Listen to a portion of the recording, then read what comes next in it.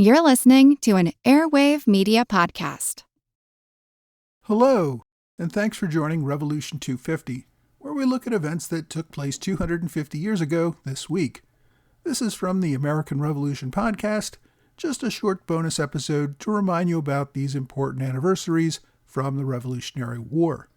This week, we remember the publication of The Causes and Necessity of Taking Up Arms.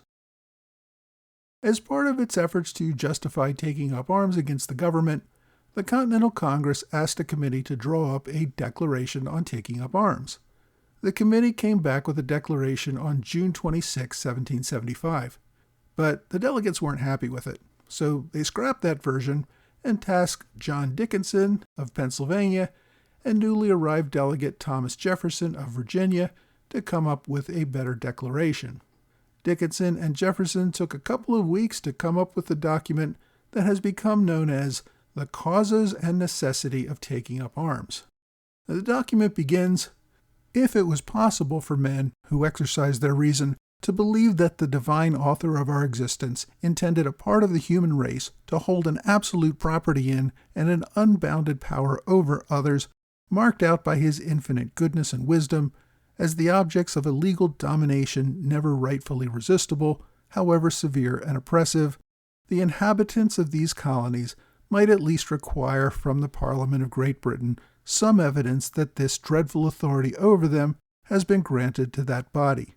But a reverence for our great Creator, principles of humanity, and the dictates of common sense must convince all those who reflect on the subject that government was instituted to promote the welfare of mankind, and ought to be administered for the attainment of that end.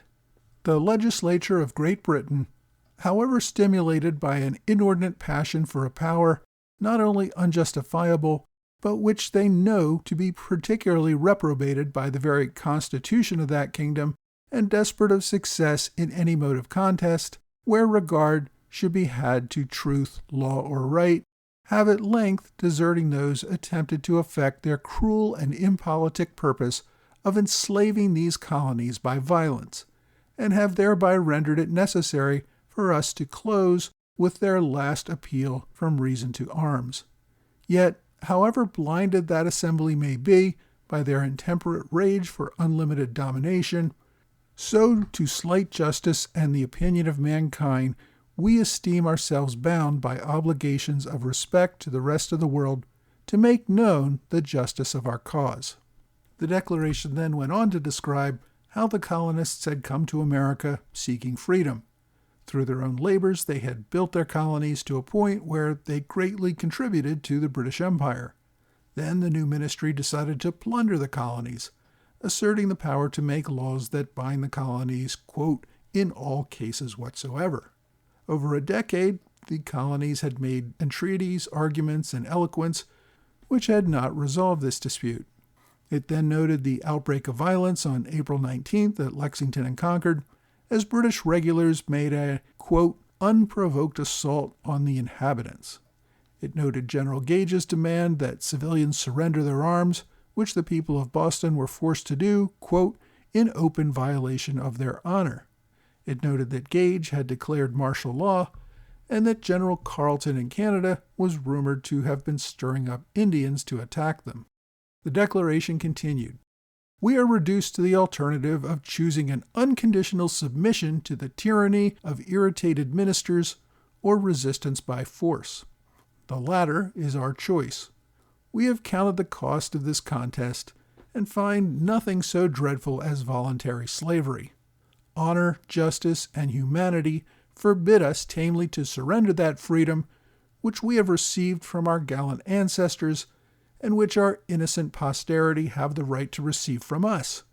We cannot endure the infamy and guilt of resigning succeeding generations to that wretchedness which inevitably awaits them if we basely entail hereditary bondage upon them.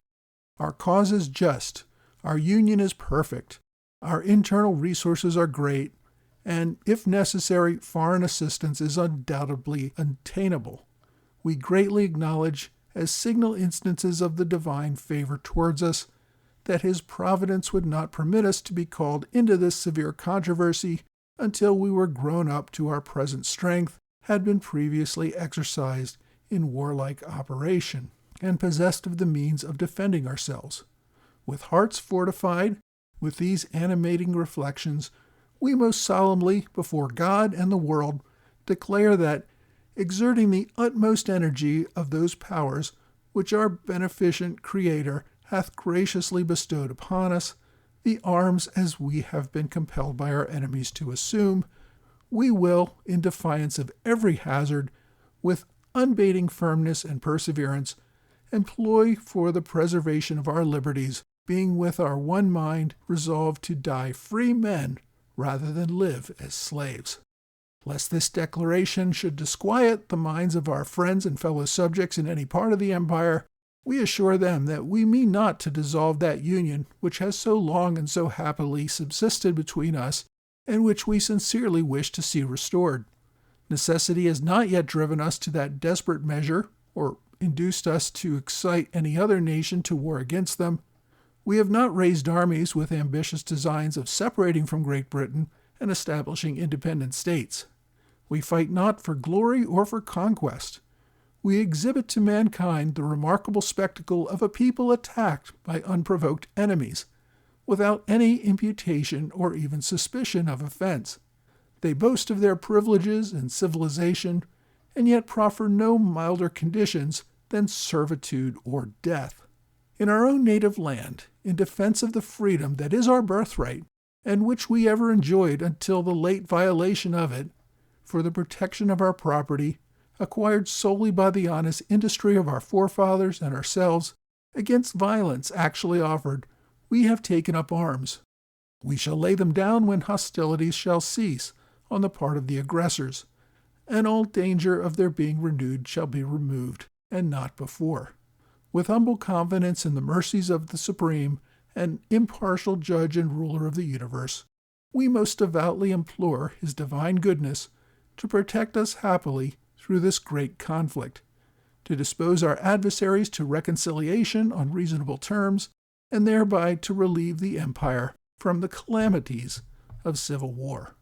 Congress approved the declaration on July 6, 1775, ordering it published across the continent. I hope you've enjoyed this Revolution 250 moment. For more of the story, please check out episode 69 of the American Revolution podcast.